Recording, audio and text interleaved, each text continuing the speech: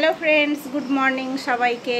আর আজকে হচ্ছে বৃহস্পতিবারে জানাই সকল মা বোনেদের অনেক অনেক শুভেচ্ছা ও ভালোবাসা আমার তরফ থেকে। তো চলো, আজকে এখন বাজে 9:45 আর এখন থেকে আমার ব্লগটা স্টার্ট করছি। তো সকালে বাসি কাজ সারা হয়ে গেছে, স্নান টান করে চলে এসেছি, এবার পুজো দেব। তো আজকে পুজোর বাসন মাজতে মাজতে আমার প্রচুর টাইম হয়ে গেছে। সকাল সকাল উঠলাম, ভাবলাম কি সকাল সকাল পুজো সেরে নেবো, কিন্তু বাসনগুলো ঘষতে ঘষতেই দিন শেষ আমার। তো দেখো, এই কটা বাসন ঘষতে ঘষতেই আমার দিন কাবার হয়ে গেছে, দেখেছো? হ্যাঁ, একটু ধুনো নিয়ে এসো। দেখো একদম চকচক করছে, অনেক দিন মাজা হয়নি। আর ছোট ছোট জিনিস না চেপে মাজতে একটু কষ্টই হয়, তো হাত ব্যথা হয়ে যায়। তো আজকে ভাবলাম কি এগুলোকে পরিষ্কার করবো। আগে আমি প্রত্যেক সপ্তাহে করতাম, এখন আর ভালো লাগে না, এনার্জি থাকে না। তো দেখো ভালোই পরিষ্কার হয়েছে। এগুলো ঘষা মাজা করতে অনেকটা টাইম লেগে যায়। আর এই যে এখানে দেখো আমার ছোট্ট সিংহাসন, আর এখানে ছোট্ট ছোট্ট ঠাকুরগুলো। তো চলো পুজো দেওয়া স্টার্ট করি। তো চলো, সকাল দিয়ে অনেক কিছু কাজ সারা হলো, এবার পুজোটা শুরু করা যাক। তো এখানে সিংহাসনে ছোট ছোট অনেক ঠাকুরের ফটো আছে, তো ওগুলো ছোট গামছা দিয়ে আমি পরিষ্কার করে নেবো, সিংহাসনটাও একটু মুছে নেব। আর এখানে আজকে একটা বড় জুঁই ফুলের মালা নিয়ে এসেছিলো, ওগুলোকে কেটে তোমাদের দাদাভাই ছোট ছোট করে দিয়েছে। তো মায়ের গলাতেও একটা দিয়ে দিলাম, আর নিচে দুটো লক্ষ্মী ঠাকুর ছিল, ওদেরও পরিয়ে দিলাম। তো বৃহস্পতিবারে মা মারা গেছিলেন বলে প্রত্যেক বৃহস্পতিবারে মালা পায়, নাহলে হয়তো সত্যি কথা বলছি আমাদের ঘরের মতন মানুষদের মালা এনে দেওয়া সম্ভবই হতো না।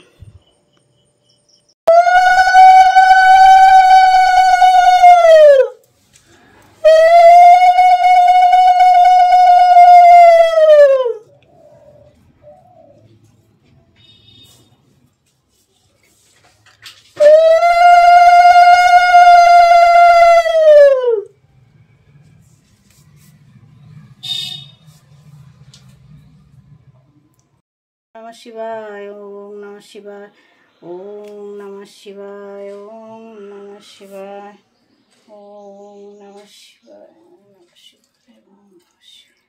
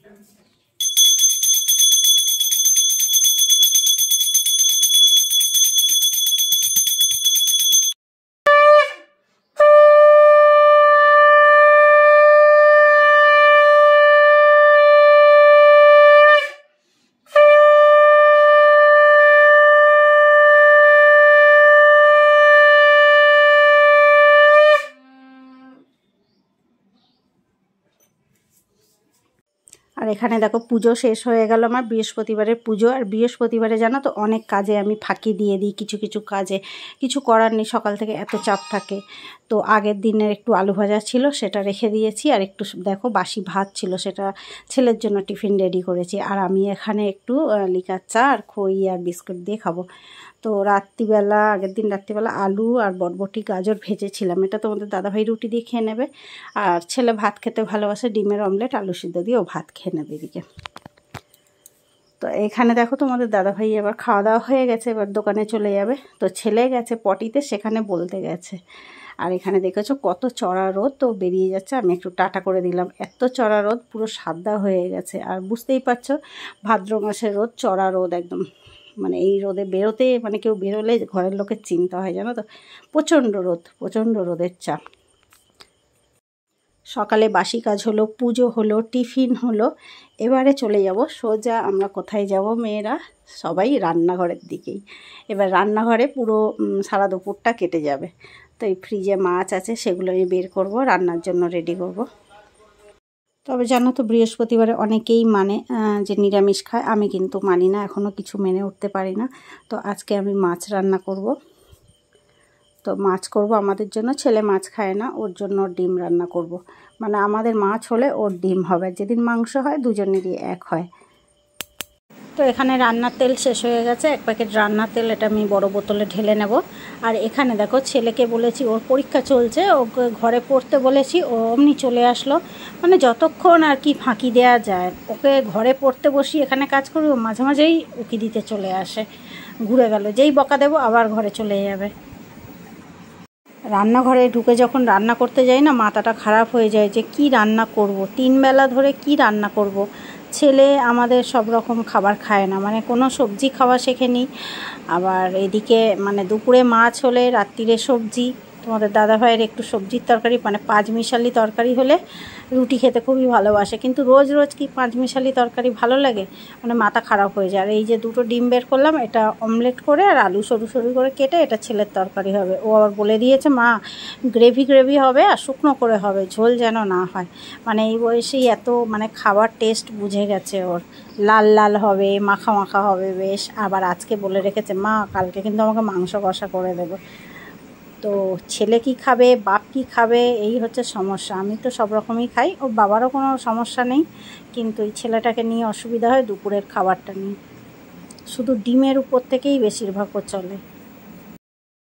তো আমার ঘরে সকালে একবার রুটি হয়, আবার সন্ধ্যাবেলা একবার রুটি হয়, কিন্তু আজকে হয়নি, বাসি খাবারের উপর দিয়ে চালিয়ে দিয়েছি। জানি বৃহস্পতিবার অনেক ঝামেলা থাকে, তার জন্য। তো কয়দিন ধরে একটানা বৃষ্টি চলছিল, তো আজকে একটু রোদ বেরিয়েছে, একটু না অনেকটাই রোদ বেরিয়েছে, ভীষণ চড়া। তো এখানে আবার তোমাদের দাদাভাই কী করেছে, কয়েকটা আমাদের কাঠ ছিল, কাঠ কাটা ছিল ছোট ছোট করে, ওগুলোকে আবার রোদে দিয়ে গেছে। তো মাঝে মাঝে মেঘলা করছিল দেখে রান্নার ফাঁকে ফাঁকে আবার দৌড়ে গেলাম যে কাঠগুলো তুলে দিই। এইদিকে রান্না করবো আর ওইদিকে বৃষ্টি নেমে গেলে সামলাতে পারবো না, তাই কাজের ফাঁকে ফাঁকে গ্যাসটাকে একটু আস্তে করে দিয়ে ওই দিকের কাজগুলো সেরে দিচ্ছি। তো তুলতে তুলতে আবার মনে হচ্ছে বেশ চড়া রোদ বেরিয়েছে, আবার কি করলাম, হাফ বস্তায় ঢুকিয়ে আবার হাফ রেখে দিলাম, যে আর একটু মানে আর একটু রোদ খেয়ে নিক, তারপর পরেই তুলবো। তো কাজের ফাঁকে ফাঁকে এইসব কাজগুলো সেরে রাখতে হয়। তো এই কাঠগুলো শুকিয়ে গেলে ভাবছি কি অনেক দিন উনানে রান্না করা হয়নি, তো আজকে তো অনেকটাই রোদ খেয়েছে, শুকিয়ে গেছে পুরো। দেখি এর মধ্যে একদিন উনানটা জ্বালবো। উনানটারও কি অবস্থা জানি না, উঠানে উনানটা পড়ে থাকে ঢাকা দেওয়া, তো কয়েকদিন জল খেয়েছে, ওটাও খুলে দেখা হয়নি কি অবস্থায় আছে। তো উনানটা ঠিক থাকলে কাঠে রান্না করে নেব। তো তোমরা বুঝতেই পারছো কতটা রোদ, প্রচণ্ড রোদের তাপ এখানে। তো আগে সকাল সকাল রান্না করতে হতো বাবার জন্য খাবার পাঠানোর জন্য, এখন আর ওই তাড়াটা থাকে না। তো বাড়িতে আমি যখন থাকি তখন সকালেই পুজো আচ্চাগুলো সেরে নিই, আর দেরি করে রান্না করলে অসুবিধা হয় না। কারণ কি তোমাদের দাদাভাই আসে 3টে সাড়ে 3টে, মানে আমাদের খেতে খেতে 4টে পৌনে 4টে এরকম বেজেই যায়।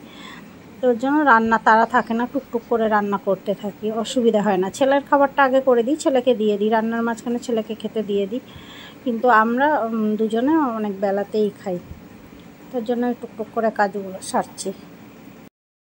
আমাদের ঘরের ঠাকুরটা এমন জায়গায় থাকে, সেখানেও ক্যামেরা সামনে দিয়ে করা যায় না, আবার রান্নাঘরেও তাই, মানে এমন পজিশন জায়গা সামনে দিয়ে মানে ক্যামেরা রাখার কোনো পজিশানই নেই, এরকম পেছনে ক্যামেরা রেখে ভিডিওটা করতে হয়।